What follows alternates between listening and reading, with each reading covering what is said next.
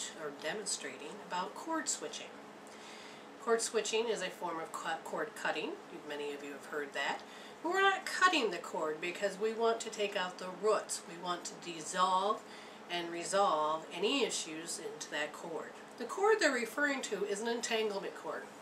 An entanglement cord is what happens when I connect with you with my heart.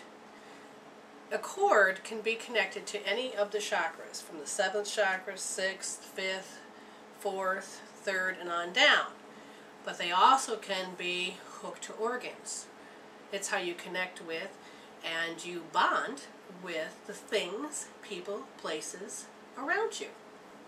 An entanglement cord helps you to take how you define it and bring it into existence. So your energy brings it into existence. So when you have the entanglement cord in place, at first it's very thin, and the more in time that you experience with people, the places and the things, the more you develop a relationship, putting more meaning and definition into that entanglement cord, which then makes it thicker and stronger.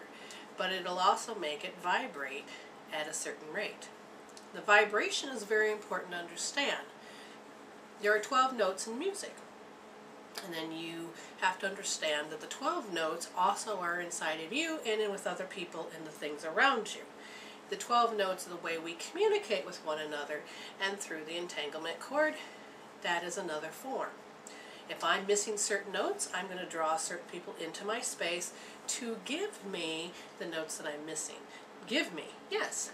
There's an agreement of two souls that come together for that particular moment to create that particular situation. It is that moment in between that our souls have agreed to be with that person, place, or thing. How we interact with one another will determine if we have too much of a note, not enough of a note, if there are things that we need to learn or things to need to let go of.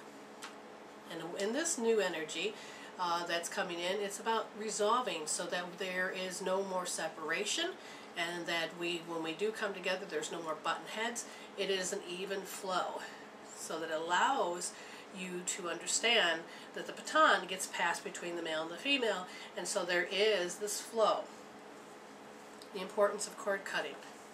When you have a cord, most people will connect when they go to bars on the 1st chakra and the 2nd chakra, and they will communicate in that fashion.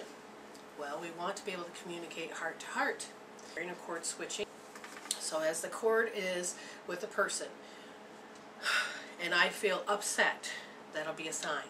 If I feel hurt, that is a sign. The sign of what? That I'm losing my personal life force power. And that I have it anchored into somebody else, something that somebody said, but it's to a signature. And if a person shows up with that signature, then that cord, there'll be an automatic cord that goes into place, as well as the entanglement cord with that person. When that occurs, then you start developing life. And you start seeing how the yin and yang start to fight one another, or where you lost power. We'll go more into those teachings later. To healing. Healing this is understanding that you must test first from 0 to 10. Give it a color. You need to interact with your brain. You need to interact with your right brain and your left brain. Right brain is color, the left brain is numbers. When your right brain and your left brain are communicating with one another, you get a better outcome of what you're looking for.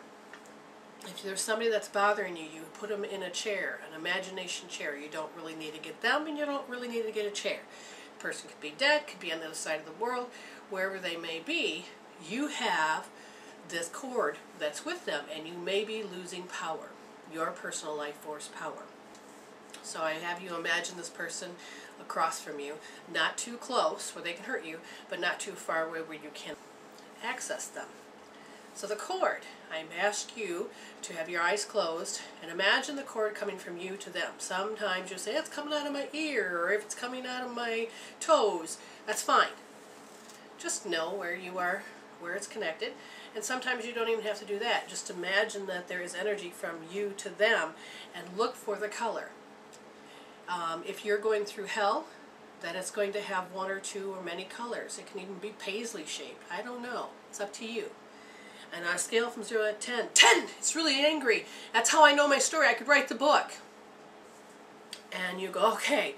So you imagine a purple heart with dancing violet flame, and it's going to be middle of this cord. So literally, the cord is going through the heart. That helps for transmutation of the energy. So you're reclaiming your power and you're getting rid of theirs. So, as this energy cord is going out to you and them, you are going to take out all the goobers that they placed on you. This is the way you made me hurt. This is what you did to me. I don't know why you did that to me. You always make me obey. You always make me mad. You always... Just keep pulling it out. You'll see a certain color and a number and just, it's so heavy. Just pull it out, pull it out, pull it out. Okay?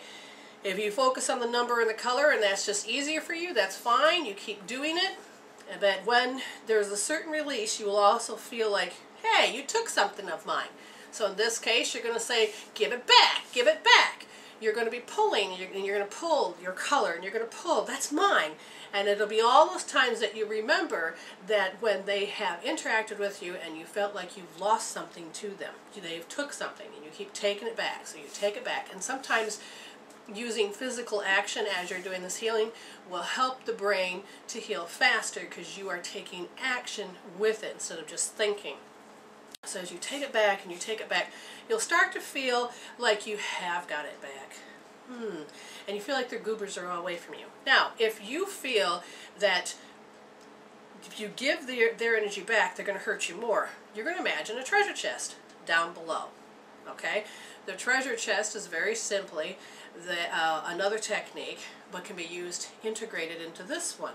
And you're going to dump that. So as you're pulling it from you, you're literally going to have it put into the treasure chest. You're going to take and go through the purple heart and the violet flame into the treasure chest, and you're taking the goobers and everything that they placed upon you out.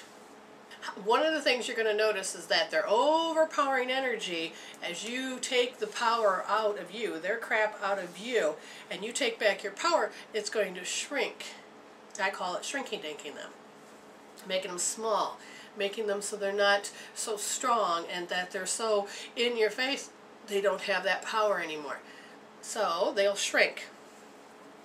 And you will feel that it is the energy levels where this is you, and they used to be up here, it'll come down like this. Now you don't really want it like this unless you've had a really bad relationship, and if you have had it, whether it's siblings to parents, to relationships in any form, you then can drop it down and you can feel like you need to be taller and bigger to reclaim.